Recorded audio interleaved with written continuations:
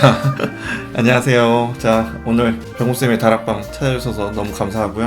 오늘 주제는 트렌드는 어떻게 만들어질까? 트렌드에 대해서 한번 알아봅시다. 나는 뭔가 유행을 하고 나서 그걸 그리잖아요. 근데 그게 아니라 우리는 항상 이제 트렌드 세터처럼 앞을 좀 더 읽고 그 다음에 그 스타일을 내가 그려내면은 그러면 여러분들의 이제 그림이 좀 약간 높게 평가받을 거예요.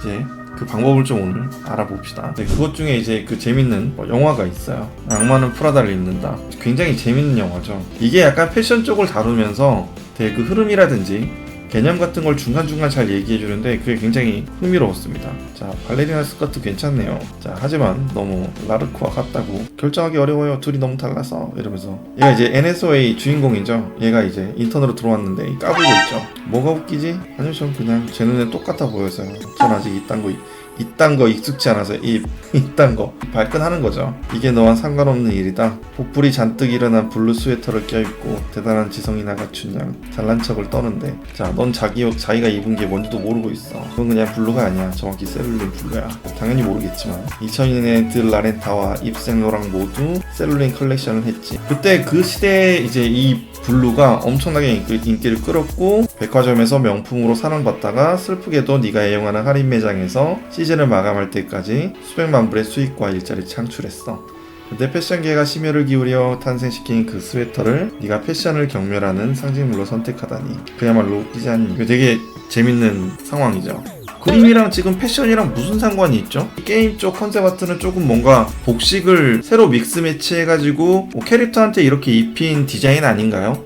이렇게 하면은 이제 열의 10명이 안 읽히는 디자인을 하고 있다는 뜻입니다. 자, 이게 굉장히 중요한 내용이죠. 우리가 실제로 게임 컨셉 아트에 들어가는 복식들은 기존에 있었던 아이코닉한 디자인을 다시 내가 믹스 매치 시켜가지고 그걸 끌어올린 거거든요.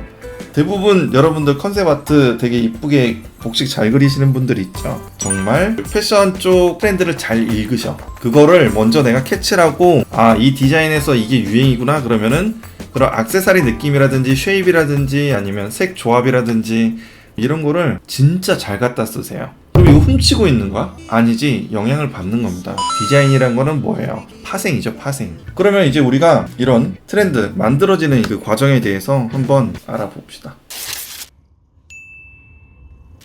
네, 재밌는 그래프를 하나 가져올게요.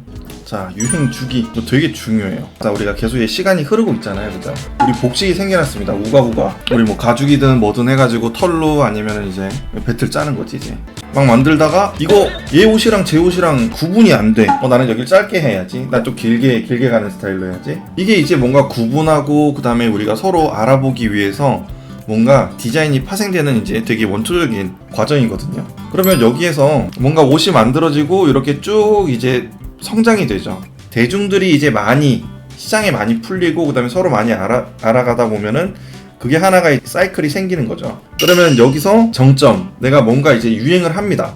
하나의 옷 자체가. 저는 청바지의 프리미엄화의 시대에 있었어요. 청바지는 누가 입던 거예요? 노동자, 광산에서 일하는 사람들. 옷이 정말 튼튼해야 되잖아.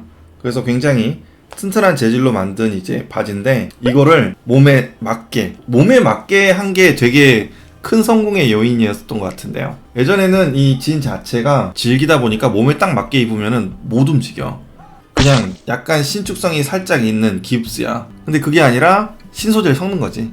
자꾸 섞어가지고 몸에 딱 맞게 해가지고 이게 잘 늘어나게, 신축성도 있고 굉장히 몸에 타이트하게, 실용성도 좋고 색도 멋있고 이러다 보니까 젊은이의 상징 막 이렇게 돼가지고 리바이스라든지 캘빈 클라인이라든지 캘빈 클라인은 실제로 청바지 브랜드가 아닌데도 여기저기 회사에서 다 진을 만듭니다. 청바지를 만들어가지고 가격이 막 이만큼 올라가고 옛날에 막 18만원 20만원. 거기에서 약간 패드가 무슨 개념이냐면은 짧은 시간 동안 뭔가가 반짝 유행하는 거야.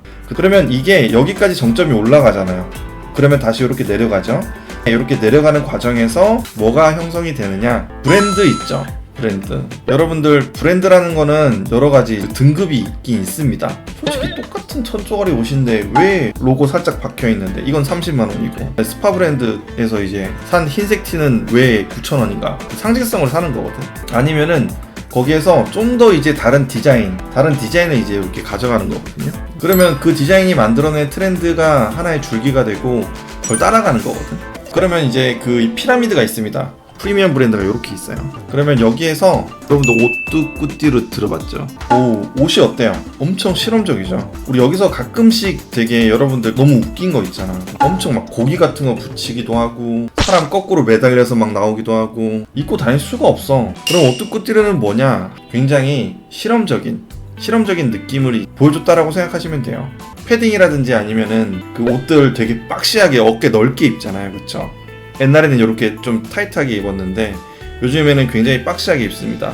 그거 누가 유행시켰어? 발렌시아가 패딩 중에 굉장히 이런 패딩 있죠. 이런 거 처음에 나왔을 때 이거 어떻게 입고 다니지? 지금 어떻게 돼 있어요? 정제돼요. 이게 여기에 있는 디자인들은 굉장히 엄청나게 아이코닉한 디자인을 항상 선보이는데 집중이 돼 있습니다. 이거는 솔직히 예술의 영역이야. 이걸 솔직히 입고 다니는 옷이 아니야. 그러면 이 사람들은 실제로 완전히 새로운 걸 만드는 걸까? 이거 생각해보는 게 되게 중요해요. 자, 봐봐봐. 이거 되게 고전적인 옷이잖아요. 그쵸? 다 과거에서 가져온 거지. 그래서 얘 지금 베낀 거야? 이러면서 그럴 수 있어? 디올 디자이너한테? 못하잖아. 그걸 하는 순간 뭐를 이해 못하는 거야? 내가 패션의 그 디자인의 속성과 이 흐름을 이해 못하는 거야. 모든 걸 사람들이 디자인을 새롭게 만들고 그 다음에 결정체 하나를 이렇게 빡 만든 느낌을 컨셉 아트 시장에서 바란다. 아닙니다. 상업미술, 상업예술의 공간은 그런 게 아니라 디자인의 흐름, 복식의 흐름 이런 거 안에서 다시 이제 재생산되고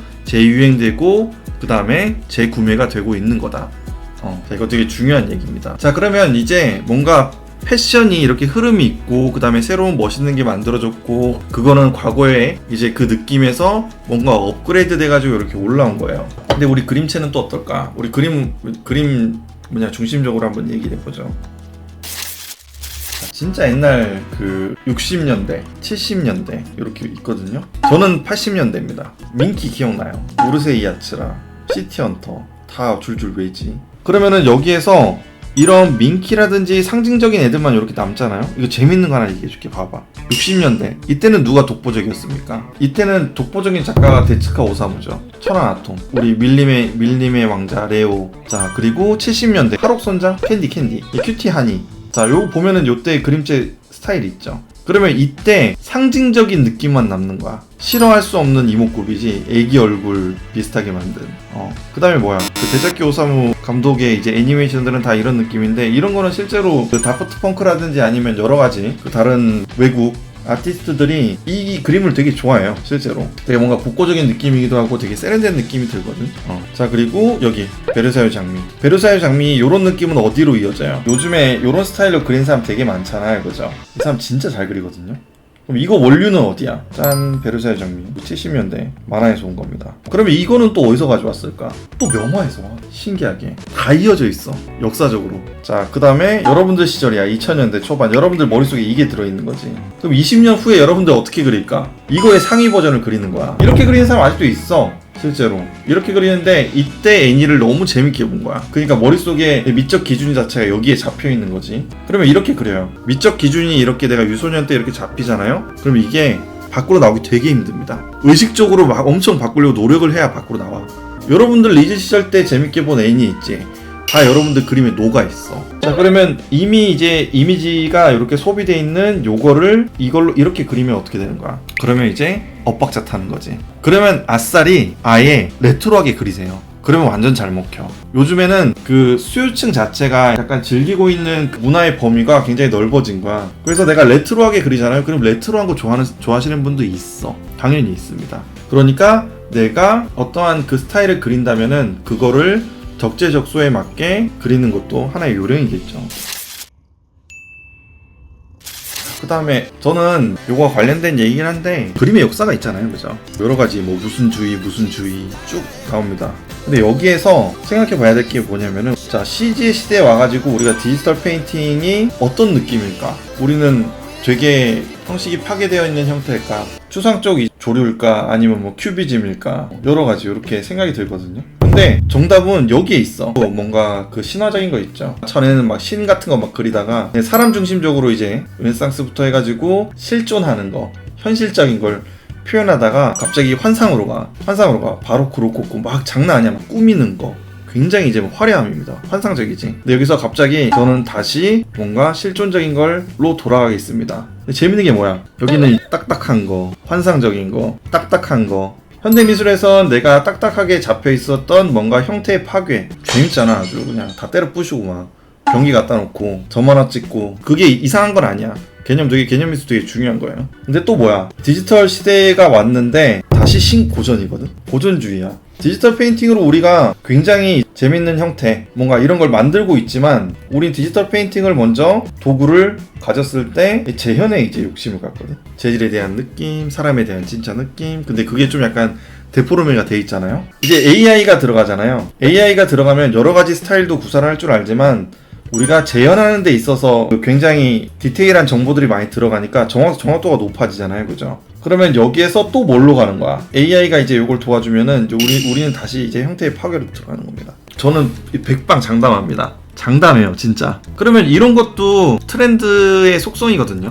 그 아티스트가 시대 잘 타고나야 돼. 고고 같은 사람들 솔직히 좀 뒤로 왔으면 정말 좋은 작가 추앙을 받았을 건데 너무 앞에 한 거야. 오뚜꾸띠르였어. 고고는 오뚜꾸띠르지. 오늘 얘기 잘 들어보면은 사람들이 어떤 이미지를 욕망하는 데 있어서 굉장히 무분별하게 뭔가 랜덤하게 이제 뭔가 그렇게 된 게 아니라 뭔가 흐름이 있다. 흐름이 있고 우리도 그 안에서 이제 경험을 하고 있는 거죠. 자, 오늘 설명은 여기까지고요. 그 다음에 이 얘기 마지막으로 이제 끝맺음을 할 건데요. 저는 정말 중요하게 생각하는 건 뭐냐면은 저는 클래식이 가장 중요하다고 생각합니다. 왜? 고품질의 이야기, 고품질의 철학적 가치관, 고품질의 이미지, 그게 모두 다 정말 잘 빚어진 하나의 이제 그 뭔가 예술품 같은 거지. 이거는 이미 클래식 아이코닉한 걸 넘어서서 그러면 이 중에서도 가장 생명력이 긴 것만 우리한테 온 겁니다. 여러분들이 알고 있는 책, 여러분들이 알고 있는 명화들, 그 다음에 모든 음악, 이거는 다 그 시대 때 정점을 찍은 하나의 컨텐츠예요. 그러면 그거를 내가 옛날에서 왔었기 때문에 구리다. 이건 여러분들이 이미지 컨텐츠를 만드는 사람으로서 굉장히 많은 걸 무시하고 사는 상황이거든요. 그러니까 내가 한 살이라도 더 어릴 때 클래식 고전 작품들을 많이 보고 이해하고 내가 이거를 활용할 줄 알게 되면은 여러분들은 분명 좋은 아티스트가 될 겁니다.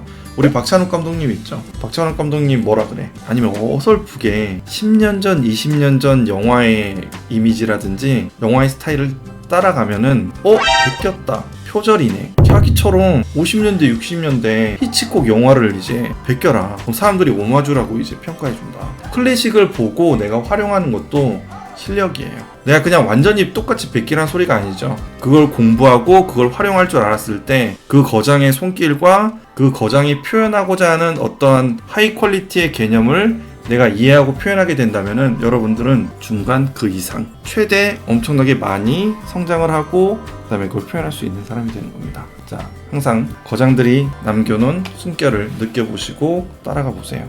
자, 오늘은 이 말 남기면서 병우쌤의 다락방, 오늘 트렌드 분명히 여러분들한테 뼈가 되고 살이 되는 정보였을 것 같습니다. 자, 그러면 오늘도 애청해 주셔서 봐주셔서 너무 감사하고, 자, 오늘 여기까지 할게요. 굼바굼바.